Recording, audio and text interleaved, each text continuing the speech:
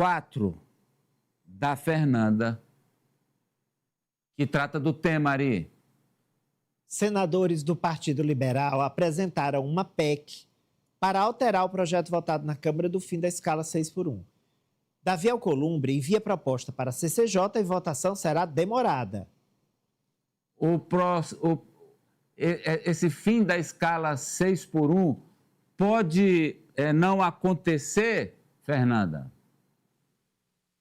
A probabilidade é pequena, viu, Amadeu? Pelo menos pelo que a gente vem apurando aqui nos bastidores do Congresso Nacional, Davi Alcolumbre, ele não deve dar sede a essa nova PEC que foi protocolada ontem, horas depois que a PEC da escala 6x1 foi aprovada aqui na Câmara dos Deputados.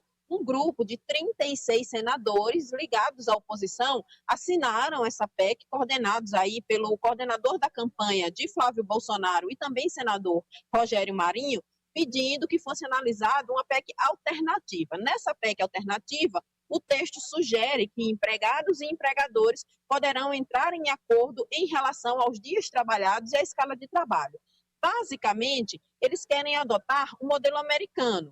O funcionário escolhe quantas horas quer trabalhar e receberia por horas, ao invés de ter um horário determinado, uma carga semanal determinada para que esse trabalhador exercesse as suas funções. E aí, agora que foi protocolada, essa PEC foi encaminhada pelo próprio Davi Alcolumbre à Comissão de Constituição e Justiça do Senado. Antes de falar o que é que pode acontecer a partir de agora, eu quero trazer aqui uma cartela com a fala de Rogério Marinho em relação ao fim da PEC 6x1. Nessa fala ele diz o seguinte: o projeto do fim da escala 6x1 é um desastre e um crime contra o país. É criminoso, é uma forma absolutamente descuidada de se tratar a economia no Brasil. Essa foi a fala de Rogério Marinho. Aí, mediante essa visão, ele coordenou, coletou essas assinaturas e protocolou essa PEC. Acontece que Davi Alcolumbre mandou para a CCJ. O presidente da CCJ é Otto Alencar. Ele é aliado de primeira hora do presidente Lula. Cabe a Otto Alencar, a partir de agora, escolher um relator e quando ele deve colocar essa PEC na pauta da Comissão de Constituição e Justiça. Ou seja, não há previsão. Otto Alencar agora quer se debruçar em relação ao texto que saiu da Câmara aqui ontem e, com isso, quer dar celeridade a essa votação no Senado. O texto que foi aprovado aqui pode sim sofrer alterações no Senado. Isso já está praticamente certo, porque muitos parlamentares vão querer aí apresentar emendas, apresentar destaques, mas Davi Alcolumbre, que essa semana inclusive teve uma reunião com integrantes da Fiesp, com o setor produtivo, que pediram que ele não desse celeridade a essa votação, Davi Alcolumbre já confidenciou a aliados que não vai ser ele o empecilho para que essa PEC avance no Senado. Ele vai cumprir todos os trâmites, se for necessário colocar em comissão especial, vai colocar, se não, já coloca direto no plenário para votação em 2 turnos, mas ele não vai colocar em nenhum empecilho. Essa já é uma conversa que foi alinhada entre ele e o presidente Hugo Mota, que já disse ontem, inclusive, que está no trabalho de interlocução para que a PEC passe o mais rápido possível pelo Senado Federal. Vamos lá.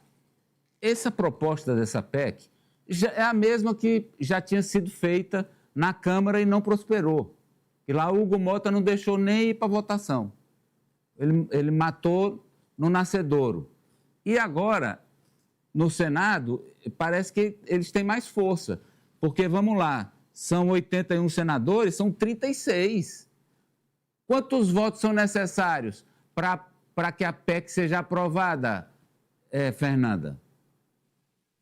São necessários 49 votos. Então, hoje não tem. Porque se você tem 36 assinando essa PEC alternativa, iriam sobrar 45, tirando o presidente, 44. Não haveria voto suficiente para aprovar a PEC.